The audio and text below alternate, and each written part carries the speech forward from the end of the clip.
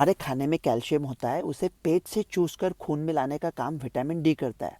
अगर vitamin D की कमी है तो बदन को कैल्शियम चाहिए, मतलब चाहिए। तो कैल्शियम की मात्रा पूरी करने के लिए अगर पेट से नहीं मिलता तो बदन हड्डियों से कैल्शियम चूस लेता है और हड्डियों को खोखला बना देता है। उसकी वजह से बुढ़ापे में फ्रैक्चर का मौका बढ़ता है और बचपन में ग्रोथ के साथ दिक्कत आती है। तो ये विटामिन डी आता कहाँ से? 10% हम मुंह से खाते हैं और 90% त्वचा में सूर्य प्रकाश के साथ खुद बनाते हैं। तो फिर क्या दिक्कत है? भारत में सबको सूर्य प्रकाश मिलता है? नहीं, 3 प्रॉब्लम्स है। पहली बात यह है कि अमीर लोग और मिडिल क्लास लोग आजकल एयर कंडीशन ऑफिस में बैठे रहते हैं। दूसरा बात है पोल्यूशन। पोल्यूशन तो अमीर गरीब नहीं देखता, सबको तकलीफ देता है। अल्ट्रावायलेट रेस ठीक तरह से काम नहीं कर पाते।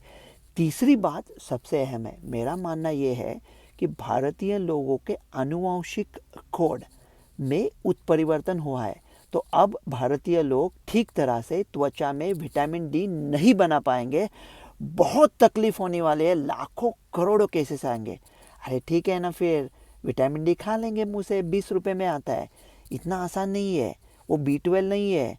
तो मुंह से ज़्यादा लिया तो पेशाब में चला नहीं जाएगा, ज़्यादा मात्रा में लिया तो तकलीफ दे सकता है, किडनी स्टोन बना सकता है। तो फिर क्या करें? ये वैद्यकीय मशवरा नहीं है।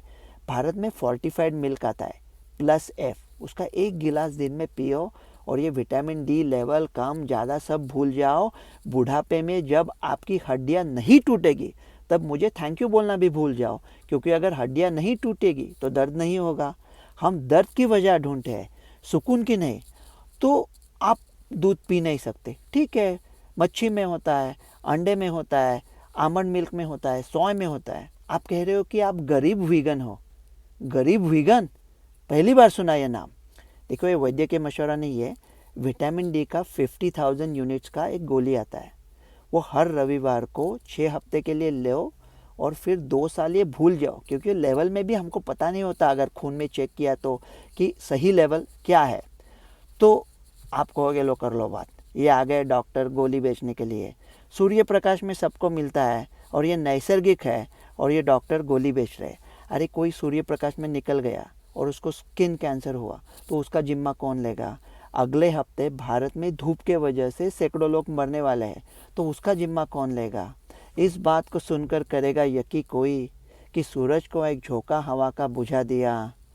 वो दोस्ती तो खैर नसीबे दुश्मना हुई, वो छोटी छोटी रंजिशों का लुत्फ भी चला गया। डॉक्टर रवि गोडसे।